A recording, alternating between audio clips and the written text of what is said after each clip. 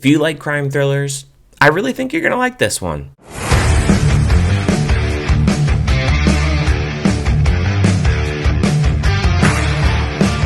Hi everyone, my name is Ryan. Welcome into the channel, or welcome back to the channel. Today we'll be discussing the crime thriller film called Love Lies Bleeding. This film, it was directed by Rose Glass, and she's done one other film that I've seen before called Saint Maud, which was an excellent film.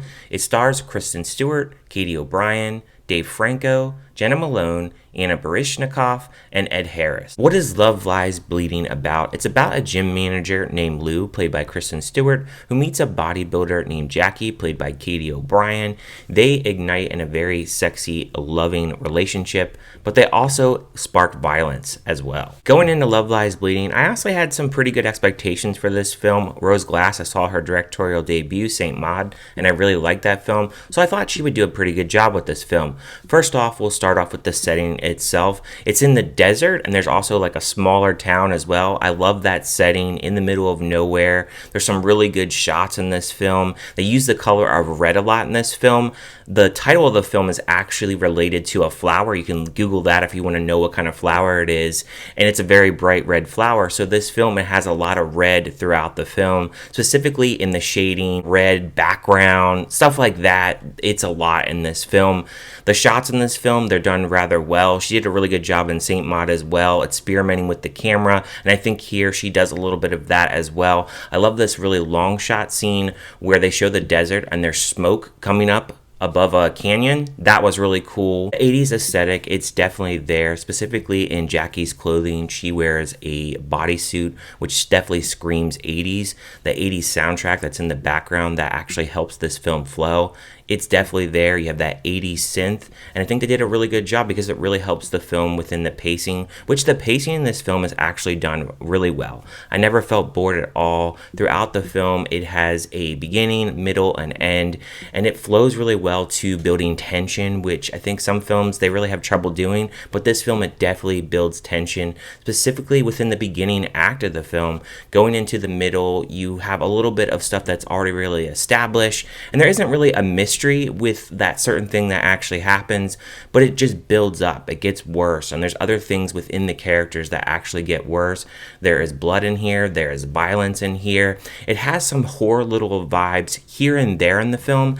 I think what I really did appreciate about this film is, even though A24, they're very artsy, and there are a couple artsy moments in here that call back to a few other films that they have, but it never really goes off the rails with that artsy part. It really stays on track, and it really sticks to the crime thriller aspect. Acting in this film is done very well. You have Kristen Stewart, who feels very natural in this role, and she just feels like she really carries this role to a T and does a phenomenal job.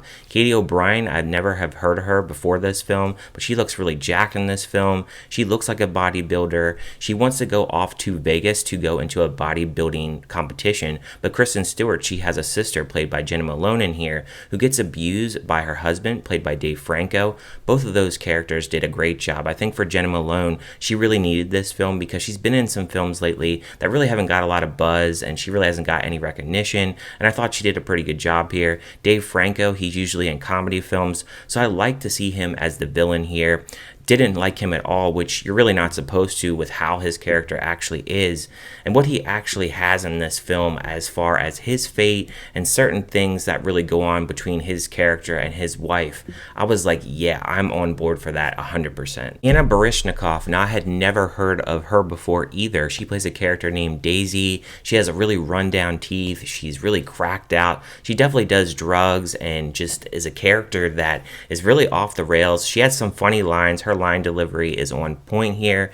Ed Harris, who is Kristen Stewart's father, he owns a gun range, and Jackie is actually working for him as a cocktail waitress at this gun range. And this gun range, it's in the middle of nowhere. It's funny too because Ed Harris, his haircut and how he is a slimeball character, he's a very interesting character to me because he has a dark secret, and some of the things that are actually revealed with his character, I was just like, man, I'm not really surprised, because he just looks like a creep in this whole appearance that he has, the way that he talks, and just the way that he treats his daughter throughout this film. A few negatives that I did have previously, I mentioned that there is artsy parts in this film, and I don't think all the time they really actually need that in this film. Now, there is one part where a character is on drugs and they have a hallucinogenic scene.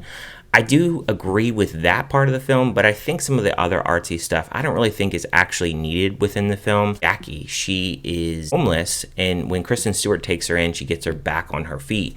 Now, she has a past with her family that we don't really get to explore a lot. There's little hints here and there about her family life, but we don't know exactly why she got abandoned by her family in here. Now, Kristen Stewart's mother, they mention her a little bit in this film, but they don't really go full throttle as to what happened with her mother. I have a theory what actually happened to her mother, but I won't actually discuss that in this review because I do think that that could be spoilerish, and it will reveal certain things about the characters as well. The third act, it is a little bit bonkers for me. There again is some artsy parts in there, and you're going, what the hell? What is actually going on? And I think it ends a little bit premature. I definitely think that they could have tied up a few things a little bit better. It's not that you don't know exactly what's going on, and it ends in a way where you're just like, okay, what just happened? You definitely understand what just happened, but I felt like they could have done a little bit more extending of that ending. Overall, I really enjoyed this film. I would give it a score of 4 out of 5. Currently, it is my second favorite film in 2024, just behind Dune, so we'll see where it ends up by the end of the year. However, I want to hear from you guys. Did you like this film? Did you hate it? Did you just think it was kind of meh?